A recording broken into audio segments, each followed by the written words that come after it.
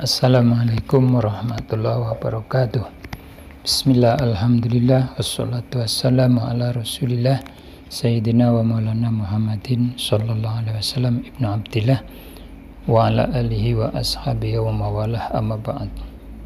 Anak-anakku yang berbahagia, alhamdulillah bersyukur kepada Allah atas segala nikmat yang telah diberikan kepada kita sehingga kita bisa berjumpa walaupun melalui jarak jauh. Perjumpaan kali ini kita akan bersama-sama mempelajari tentang pendidikan agama Islam dan budi pekerti semester 1 kelas 7, yaitu bab 1. Kenapa bab 1? Karena kita untuk sebelumnya kita mempelajari Al-Quran, ya. Bab 1 ini kita belajar tentang lebih dekat dengan Allah Subhanahu wa ta'ala dengan sangat indah nama-namanya, ya.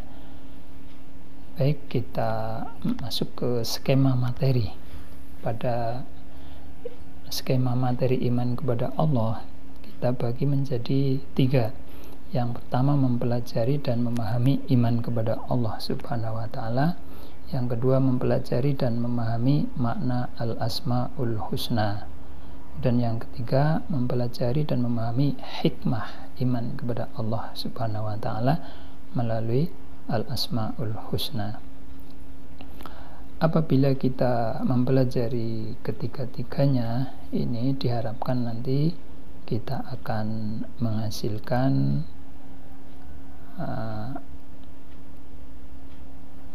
keilmuan atau sikap, bisa menerapkan perilaku melalui contoh yang mencerminkan keteladanan terhadap al-asma'ul husna. Baik, dari 3 tema itu kita akan mempelajari tentang pengertian iman kepada Allah terlebih dahulu, yaitu secara harfiah iman berarti percaya, sedangkan menurut istilah iman berarti percaya dan meyakini dengan sepenuh hati, mengucapkan dengan lisan, dan membuktikan dengan perbuatan.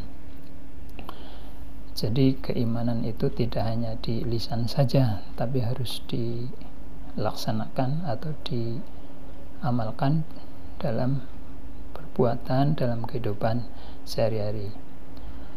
Kita lanjutkan, masih pengertian bahwa tanda-tanda keimanan dalam diri seseorang dapat dilihat dari amal perbuatan yang dikerjakan, karena kepribadian diri seseorang merupakan pancaran dari iman yang ada di dalam diri seseorang. Kemudian iman kepada Allah Subhanahu wa ta'ala merupakan pokok dari seluruh iman yang tergabung di dalam rukun iman, maka harus tertanam dengan baik dan benar agar keimanan terhadap rukun iman yang lain juga benar, sebagaimana firman Allah di dalam Al-Quran, a'udzubillahi minasyaitonirrajim, ya ayyuhalladzina aminu billahi wa rusulihi wal kitabilladzi nazzala ala rasulihi wal kitabilladzi anzala min qabl wa may yakfur billahi wa malaikatihi wa kutubihi wa rusulihi wal yaumil akhir faqad dhalla dhalalan ba'ida. Wa may yakfur billahi wa malaikatihi wa kutubihi wal yaumil akhir faqad dhalla dhalalan ba'ida. Ya, saya ulangi sedikit tadi biar tambah jelas. Wahai orang-orang yang beriman, tetaplah beriman kepada Allah dan Rasulnya Muhammad dan kepada kitab Al-Quran yang diturunkan kepada Rasulnya, ada gangguan sedikit, serta kitab yang diturunkan sebelumnya. Barang siapa ingkar kepada Allah, malaikat-malaikatnya, kitab-kitabnya, rasul-rasulnya, dan hari kemudian, maka sungguh orang itu telah tersesat sangat jauh. Quran Surat An-Nisa surat nomor 4 ayat 136. Kita lanjutkan bahwa keimanan seseorang itu bisa tebal dan bisa tipis, bisa bertambah atau berkurang. Salah satu cara untuk meningkatkan keimanan kita kepada Allah Subhanahu wa Ta'ala adalah dengan memahami nama-namanya yang baik dan indah dengan sebutan Al-Asma'ul Husna. Kemudian Al-Asma'ul Husna artinya itu nama-nama Allah Subhanahu wa Ta'ala yang baik. Allah Subhanahu wa Ta'ala mengenalkan dirinya dengan namanya yang baik sesuai dengan firman-Nya, a'udzubillahi minasyaitonirrajim, walillahil asmaul husna fad'uuhu biha wadharul ladzina yalhiduna fi asma'ih sayujzauna ma kanu ya'malun. Ini ayat yang menunjukkan bahwa Allah mengenalkan Asmaul Husnanya itu dengan Al-Quran, dan Allah memiliki Asmaul Husna, nama-nama yang terbaik, maka bermohonlah kepadanya dengan menyebutnya Al-Asmaul Husna itu, dan tinggalkanlah orang-orang yang menyalah artikan nama-namanya. Mereka kelak akan mendapat balasan terhadap apa yang mereka kerjakan. Quran surat Al-A'raf surat nomor 7 ayat 180. Rasulullah Sallallahu Alaihi Wasallam menjelaskan bahwa nama-nama Allah Subhanahu wa Ta'ala yang baik, Al-Asmaul Husna, itu berjumlah 99.